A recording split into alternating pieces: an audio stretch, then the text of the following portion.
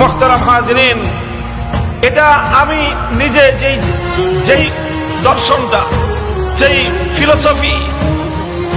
Philosophy আমি নিজে ধারণ করেছি, আমি নিজে লালন করছি, আমার সময়ের প্রজন্মের সাথী যারা তোমরা আছো এবং যারা আমাদের সন্তান তুল্য যারা আছো, আমিও তোমাদেরকে পরামর্শ দিচ্ছি, জীবনে এই একটা মূলনীতি মুখস্থ করো।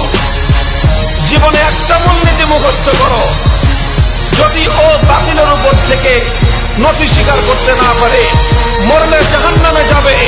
এই অবস্থায় যদি ও নতি স্বীকার করতে না পারে, হকের উপর থেকে আমি মরলে যেখানে আমার শাহাদাত আর জান্নাত কনফার্ম, সেখানে আমি কেন নতি স্বীকার করব?